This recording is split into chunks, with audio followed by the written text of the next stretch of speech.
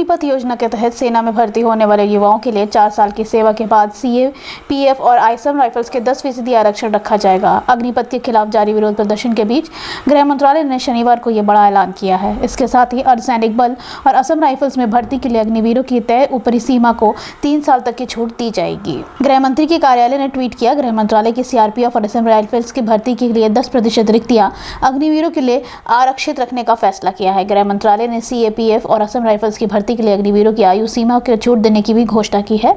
गृह मंत्रालय के कार्यालय से ट्वीट हुआ है। अगली खबर, असम बाढ़ से इस समय सबसे ज्यादा प्रभावित है और राज्य के 24 जिलों में 11 लोग प्रभावित हुए हैं। 3 दिन मूसलाधार बारिश के बीच हुए भूस्खलन के कारण 2 बच्चों सहित 4 लोगों की मौत हो गई है।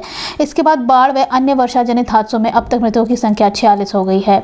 राज्य की कई नदियों का जलस्तर बढ़ गया है। असम में खराब मौसम का कहर अभी भी जारी है। राज्य के कई हिस्सों में लगातार बारिश हुई है, जिससे कई स्थानों पर भूस्खलन की स्थिति देखी गई है। गुवाहाटी में भारी बारिश के बीच शहर के विभिन्न हिस्सों का ताजा भूस्खलन की खबर है, जिससे विभिन्न स्थानों पर जल भराव भी हो गया है। गुवाहाटी के वशिष्ठ इलाके में भूस्खलन से एक घर की सुरक्षा दीवार क्षतिग्रस्त हो गई। रिपोर्टरों के अनुसार घर एक महिला का था, जिसकी पहचान कल्पना कुमारी डेका के रूप में हुई है। हालांकि इस घटना में किसी को शारीरिक तौर पर नुकसान या हताहत होने की सूचना नहीं मिली है। अगली खबर, सेना भर्ती की नई स्कीम अग्निपथ को लेकर बिहार की सड़कों पर संग्राम जारी है। लगातार तीसरे दिन भी युवाओं का विरोध प्रदर्शन जारी है। बीते दिनों की तरह शनिवार सुबह भी युवाओं का हुजूम सड़कों पर उतर आया। वहीं आगजनी और तोड़फोड़ की घटना को लेकर राज्य में अब तक 350 लोगों के खिलाफ मामला दर्ज किया गया है। जहानाबाद जिले के टेहटा में शनिवार सुबह प्रदर्शनकारियों ने एक ट्रक और एक बस को आग लगा दी। इस दौरान उन्होंने पथराव भी किया।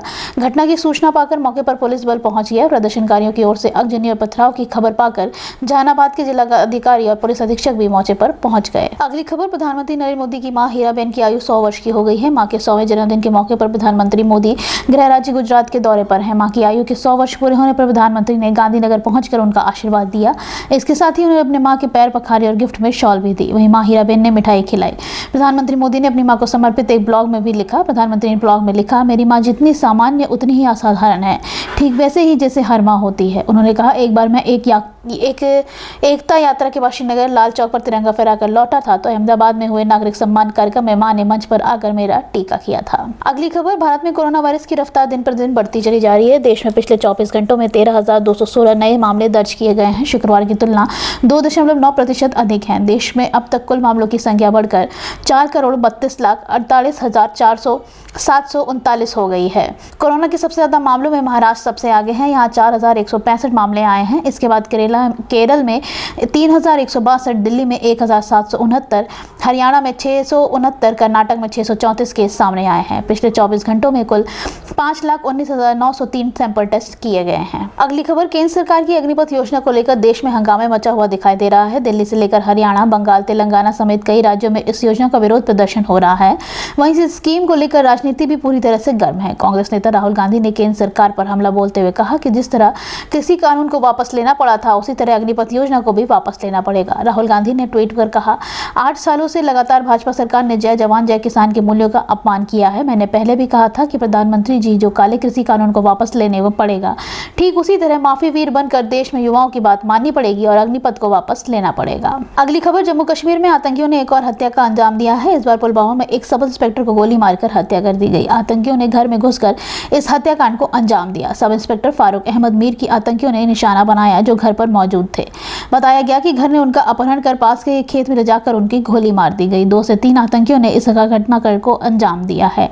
जानकारी के मुताबिक sub inspector Farooq Ahmad Mir IRP के 23वीं बटालियन से थे और फिलहाल सीटीसी लेतीपुर में तैनात थे। इस घटना के पीछे किस संगठन का हाथ है, फिलहाल यह पता नहीं चल पाया है। बताया जा रहा है कि देर रात ये घटना हुई। इसके बाद सुरक्षा बलों ने पूरे इलाके से सर्च ऑपरेशन शुरू कर दिया। जिस तरह इस घटना को अंजाम दिया गया, उसमें एक फिर टारगेट किलिंग को लेकर चिंता बढ़ने लगी है। अगली खबर, अग्निपथ स्कीम पर मचे बवाल के बीच सेना और सरकार भी अलर्ट मोड पर है। शनिवार को रक्षा मंत्री राजनाथ सिंह सेना प्रमुख और डीएमए के वरिष्ठ अधिकारियों के साथ एक अहम बैठक करने जा रहे हैं। सूत्रों से मिली जानकारी के मुताबिक रक्षा मंत्री राजनाथ सिंह शुक्रवार को अपने जम्मू कश्मीर के 2 दिवसीय दौरे से राजधानी दिल्ली लौट आए हैं। शनिवार की सुबह रक्षा मंत्री वायुसेना और नौसेना प्रमुखों के साथ अग्निपथ स्कीम की समीक्षा करेंगे और युवाओं को गुस्से को कम करने के विस्तार से बातचीत भी करेंगे।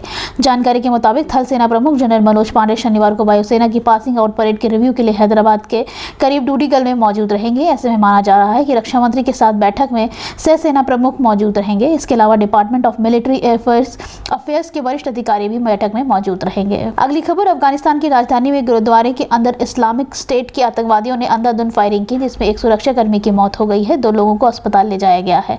इसके अलावा 7 से 8 लोग अब भी फंसे हुए हैं। यह गोलाबारी काबुल के कारते परवान गुरुद्वारे में हुई। सुरक्षा बलों ने इलाके की घेराबंदी कर दी है और फंसे हुए आतंकियों से मुठभेड़ जारी है। भाजपा से निलंबित नेता की पैगंबर मोहम्मद के खिलाफ टिप्पणी के बाद इस हमले की चेतावनी दी गई थी। आतंकी संगठन इस्लामिक स्टेट से जुड़े इस्लामिक स्टेट्स खुर्साना प्रांत की मीडिया विंग ने एक वीडियो भी जारी कर धमकी दी थी।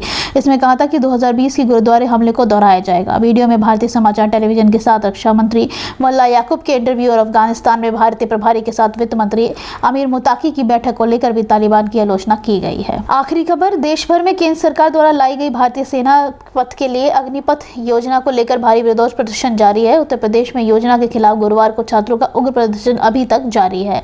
अब इस मामले में राजनीतिक बयानबाजी भी शुरू हो गई है। वहीं शनिवार को भारत बंद के दौरान विपक्ष ने कई नेता विरोध प्रदर्शन में छात्रों के साथ दिख रहे हैं। दूसरी ओर डिप्टी सीएम केशव प्रसाद मौर्य ने विरोध प्रदर्शन के लेकर विपक्ष पर निशाना साधा है। डिप्टी सीएम केशव प्रसाद मौर्य ने ट्वीट कर लिखा, देश की सेवा के जज्बा रखने वाले इस युवा सेना में भर्ती होने की तैयारी कर रहे हैं। 20 जून से थल सेना, 24 जून से वायुसेना के लिए भर्ती शुरू हो रही है। युवा किसी के बहकावे में आकर राष्ट्रीय और निजी संपत्ति को नुकसान नहीं पहुंचाए। राजनीतिक विरोधी जनता के नकारे जाने के बाद भड़कना बंद कर दे।